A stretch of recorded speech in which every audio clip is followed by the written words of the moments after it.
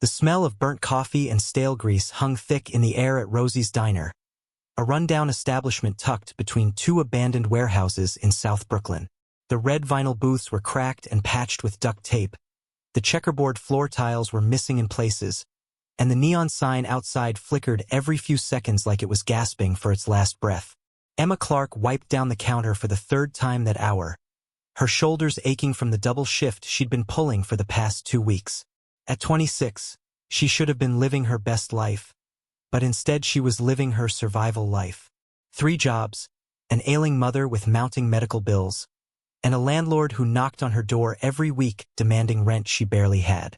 She glanced at her reflection in the chrome napkin dispenser. Dark circles under her green eyes, blonde hair pulled back in a messy ponytail, her uniform stained with ketchup from an earlier incident with a rude customer. This wasn't the life she'd imagined when she'd moved to New York City 5 years ago with dreams of becoming a photographer. Those dreams now sat in a storage unit she could barely afford, along with her camera equipment and portfolio. The bell above the door chimed, and Emma looked up, forcing her practiced smile. Her breath caught in her throat. 4 men walked in, and they didn't belong in Rosie's Diner. Not even close. The first 3 were clearly security, built like refrigerators in expensive black suits, their eyes scanning the room with professional efficiency. But it was the 4th man who commanded attention. He was tall, probably 6'3", with dark hair slicked back perfectly, olive skin, and a jawline that could cut glass. His suit probably cost more than Emma made in 6 months. A charcoal gray 3-piece with subtle pinstripes, paired with a black shirt and no tie. His shoes gleamed even under the diner's fluorescent lights. He moved with the kind of confidence that came from never being told no. His dark eyes swept the diner, taking in every detail with the precision of someone used to assessing threats and opportunities in equal measure. Emma recognized power when she saw it, even if she didn't know his name. The man slid into a corner booth, his back to the wall, a position that gave him a clear view of both the entrance and the kitchen. His security spread out, one by the door, one near the bathroom, one standing close but not hovering. This was clearly routine for them. Emma grabbed a menu and a pot of coffee, her hands trembling slightly as she approached. She'd served plenty of people in her 3 years at Rosie's: drug dealers, cops, construction workers, businessmen slumming it for a taste of authenticity. But this was different. This man radiated danger wrapped in silk. "Welcome to Rosie's," she said, her voice steadier than she felt. "Coffee?" The man looked up at her, and Emma felt the full weight of his attention. His eyes were almost black, intelligent and calculating, but there was something else there too. Curiosity, maybe. He studied her face for a moment longer than necessary. "Please," he said, his voice deep and smooth with a slight Brooklyn accent that money and education hadn't completely erased. "Black, no sugar." Emma poured the coffee, acutely aware of his gaze following her movements. She set the menu down, but he didn't even glance at it. "What's good here?" he asked. Emma almost laughed. Nothing was good here. The eggs were powdered, the bacon was always slightly burnt, and she was pretty sure the hash browns had been frozen since the Reagan administration. But she needed this job, so she smiled. "The meat loaf is popular. And the apple pie isn't bad if you don't mind that it's probably from a box." Something flickered in his expression. Amusement, she thought. A slight curve at the corner of his mouth that might have been the beginning of a smile. "Honest," he observed. "That's rare. Just trying to save you from food poisoning," Emma replied before she could stop herself. Her filter tended to malfunction when she was exhausted. One of the security guys tensed, but the man in the booth actually smiled. A real one this time, showing white teeth that probably had never seen a cavity. "I'll have the meat loaf," he said, "and a piece of that questionable pie."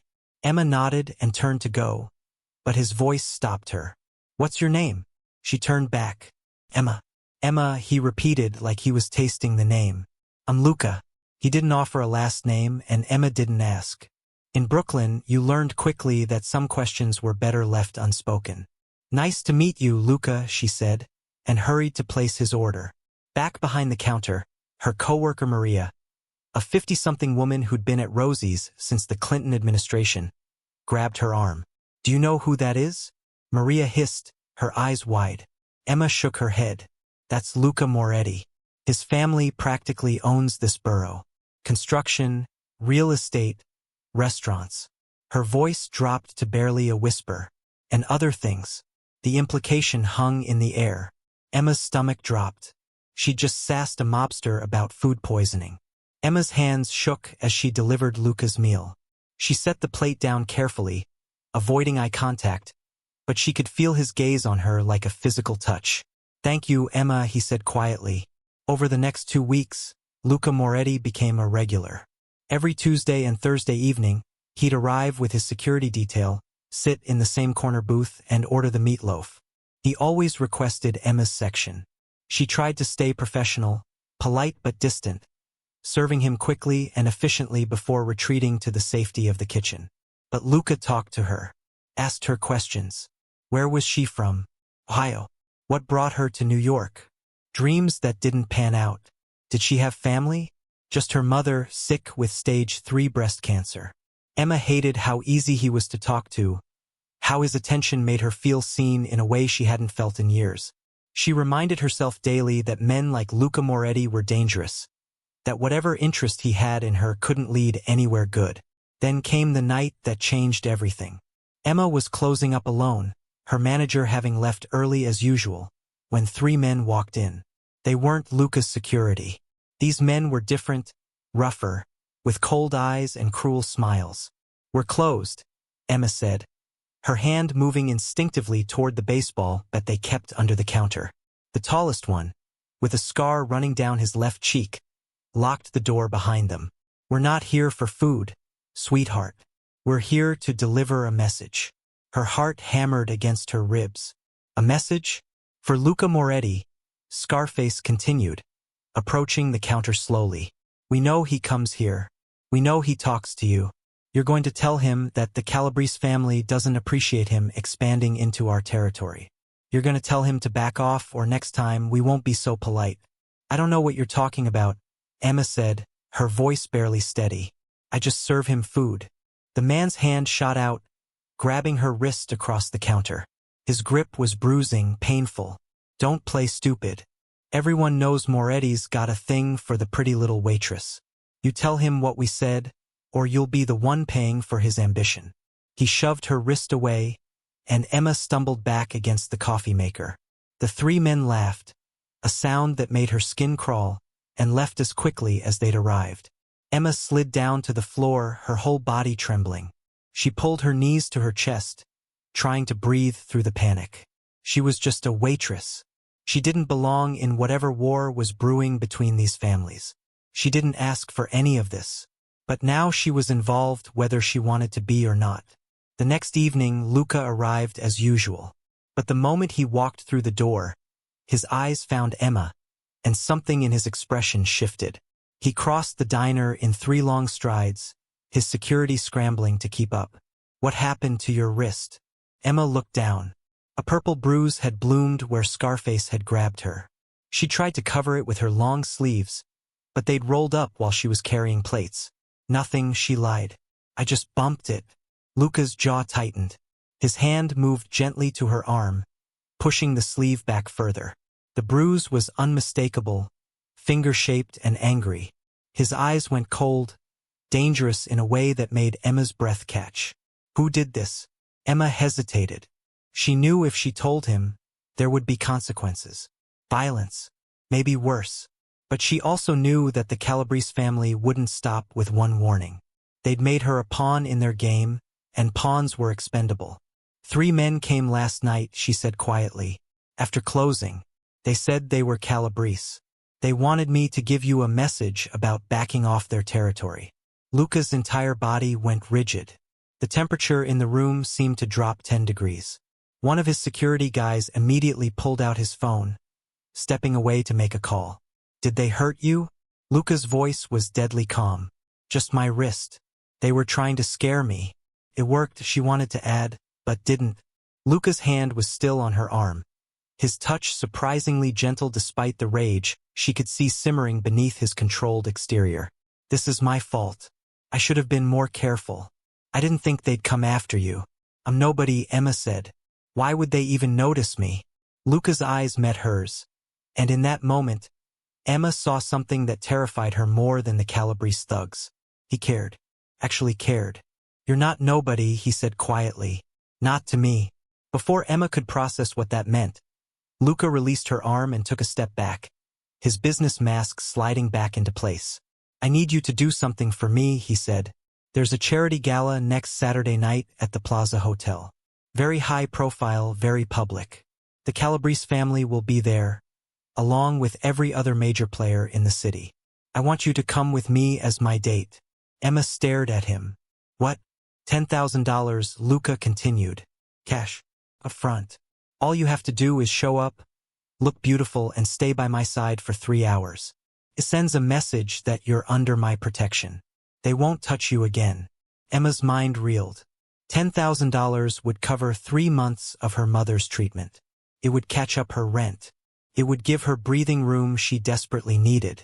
But it would also make her undeniably his in the eyes of everyone who mattered. If you're rooting for Emma and wondering what she'll decide, take a moment and subscribe to the channel. This story is about to take a turn nobody will see coming. Emma said yes. How could she not? $10,000 wasn't just money. It was survival. It was hope.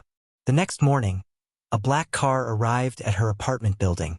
A woman stepped out, elegant and professional, carrying garment bags and makeup cases. Her name was Sophia, and Luca had sent her to prepare Emma for the gala. Sophia worked like a miracle maker. She took Emma to a private salon where her hair was cut, styled, and colored to bring out the golden highlights. A makeup artist spent 2 hours on her face, creating a look that was glamorous but not overdone. Then came the dress. When Sophia unzipped the garment bag, Emma gasped. It was a floor-length gown in deep emerald green, the exact shade of her eyes. The fabric was silk that caught the light like water, with a fitted bodice and a neckline that was elegant without being revealing. Delicate beading traced along the waist, and the back dipped low, sophisticated and stunning. This must cost a fortune, Emma whispered. Mr. Moretti has excellent taste, Sophia replied with a knowing smile. Saturday evening arrived too quickly. Emma stood in front of her apartment mirror, barely recognizing herself. The woman staring back looked like she belonged at the Plaza Hotel, like she'd been born into wealth and privilege. Her hair fell in soft waves over her shoulders. Her makeup was flawless, and the dress fit like it had been made for her body alone. The car arrived at 7 sharp. But this time, Luca himself stepped out. He wore a tuxedo that probably cost more than her yearly salary, perfectly tailored to his broad shoulders and lean frame. His hair was styled back, and he'd shaved, making his sharp features even more striking. But it was the look on his face when he saw her that stopped Emma's heart. Luca Moretti, a man who commanded respect through fear and power, looked stunned. Emma, he breathed, climbing the steps to meet her. You look incredible. You clean up pretty well yourself, she managed, her voice shaky. He offered his arm, and she took it, feeling the solid muscle beneath the expensive fabric. As they walked to the car, Luca leaned close and whispered, I need you to understand something. Tonight, people will assume things about us. They'll think you're mine. Some will be jealous, some will be calculating how to use you against me, and some will simply hate you for being on my arm. Can you handle that? Emma thought about her mother in that hospital bed, fighting for every breath. She thought about the medical bills stacked on her kitchen counter. She thought about the Calabrese thugs and their threats. I can handle it, she said firmly. Luca smiled, a real smile that reached his eyes. Good, because you're about to walk into a room full of sharks, and I need you to remember something. Tonight, you're not a waitress from Brooklyn. Tonight, you're a queen. The Plaza Hotel ballroom was a vision of opulence that Emma had only seen in movies. Crystal chandeliers hung from gilded ceilings, casting prismatic light across marble floors. Women dripped in diamonds and designer gowns floated past on the arms of men in tuxedos that cost more than cars. A string quartet played softly in one corner while white-gloved waiters circulated with champagne and caviar. Emma's grip on Luca's arm tightened as heads turned their direction. The whispers started immediately. Who is she? Where did Moretti find her? Look at that dress. She's gorgeous. Is that his new girlfriend? Luca seemed utterly unfazed, guiding her through the crowd with the confidence of a man who owned the room. He introduced her to politicians, business moguls, and society matriarchs, each time presenting her simply as Emma, my date, with a tone that invited no further questions. Then she saw them. 3 men across the room, watching her with cold recognition. The Calabrese family. And standing in the center was Scarface himself, his expression darkening as he realized what Luca had done. By bringing Emma here, by parading her publicly as his companion, Luca had made a declaration. She was under his protection, untouchable. The leader of the Calabrese family, an older man with silver hair and dead eyes, approached with a smile that didn't reach his face. Moretti, he said smoothly, quite the surprise, bringing a date tonight. She's lovely. Emma Clark, Luca replied, his hand moving to the small of her back possessively. Emma, this is Vincent Calabrese. Emma extended her hand, channeling every ounce of confidence she didn't feel. Mr. Calabrese. Vincent's handshake was brief and cold. His eyes assessed her like she was merchandise. I hope you're aware of the company you're keeping, Miss Clark. Moretti has many enemies, and even more allies, Luca interrupted smoothly. Emma is perfectly safe. I make sure of it. The tension crackled between the 2 men.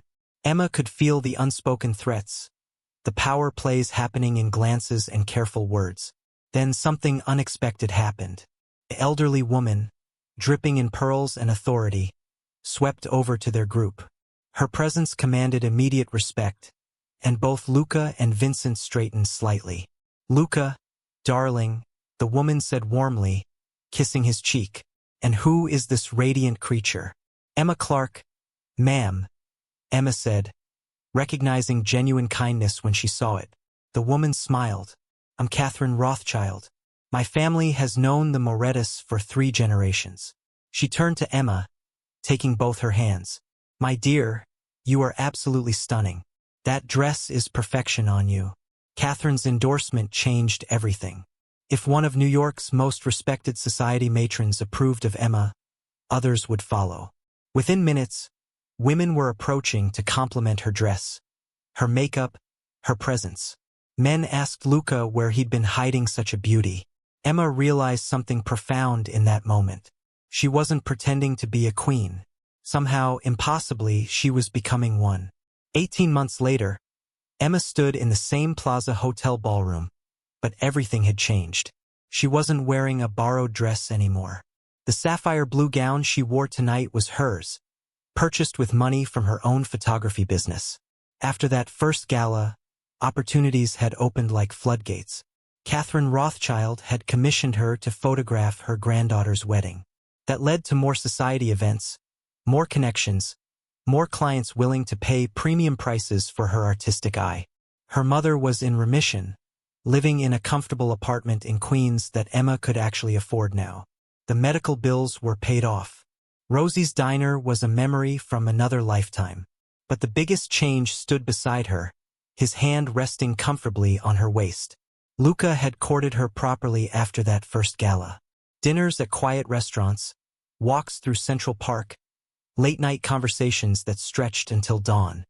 He'd shown her the man beneath the reputation, someone who'd inherited a legacy he never asked for but managed with intelligence and, surprisingly, a strict moral code. He protected his neighborhood, employed hundreds of people, and kept worse elements out of Brooklyn. Emma had fallen in love slowly, carefully, with eyes wide open about who he was and what his life entailed. And somewhere along the way, Luca had fallen just as hard. Ready? Luca asked, his dark eyes warm as they met hers. Emma looked around the ballroom, at the faces that had once seemed so foreign and intimidating. Now many of them were friends, clients, or at least respectful acquaintances.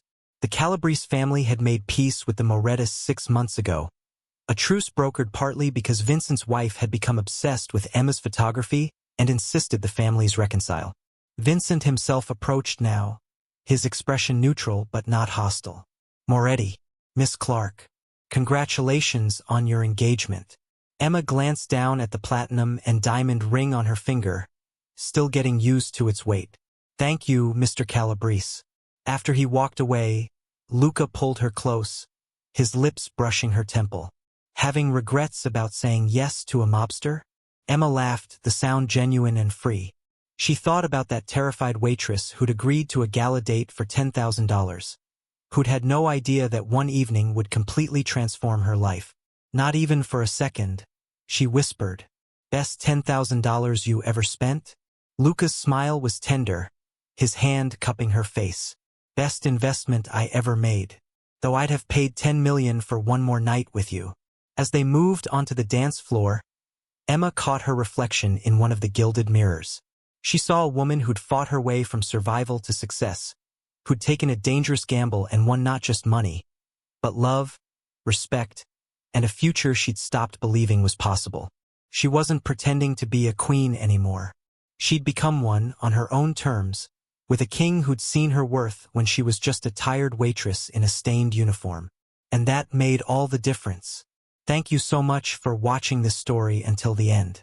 If you enjoyed Emma and Luca's journey, please hit that like button and leave a comment telling us what you thought. Don't forget to subscribe to the channel for more incredible stories like this one. What kind of story would you like to see next? Let us know in the comments below. See you in the next video.